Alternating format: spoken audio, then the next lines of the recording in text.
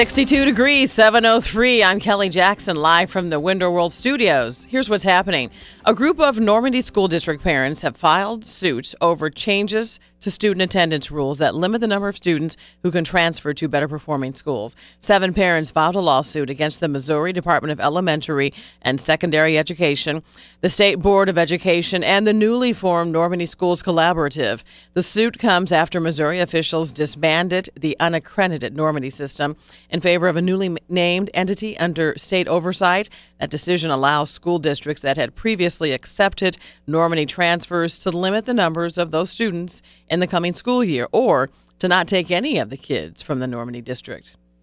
Governor Jay Nixon has vetoed legislation allowing specially trained teachers to carry concealed guns in public schools.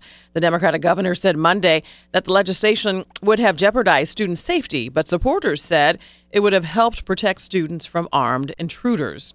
Missouri's Republican-led legislature began considering the legislation after the deadly 2012 mass shooting at Sandy Hook Elementary in Newtown, Connecticut. Legislation would have allowed public school districts to designate certain teachers or administrators as school protection officers who would undergo special training to carry concealed weapons. The controversy surrounding St. Charles County Elections Director Rich Chrismer continues. KTRS's Vicki Pimentel has the story. The county's auditor, Brent Statler, and finance director, Bob Schnur, say Chrismer has overcharged cities, school districts, and other local governments by more than $221,000 for election costs from 2008 through last year.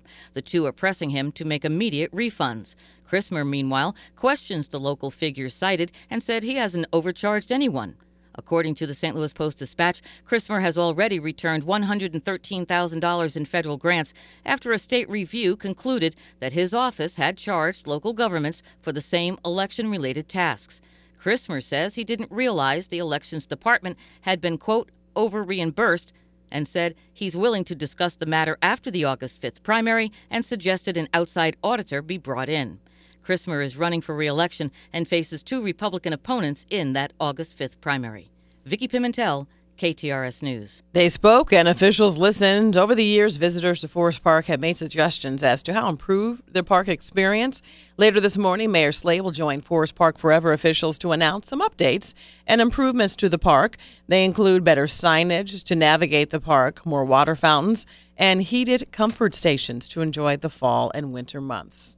62 degrees, 7:06. That is KTRS News right up to the minute. Sign up to receive breaking news on your mobile phone. Just text news to 84126. Message and data rates apply. I'm Kelly Jackson.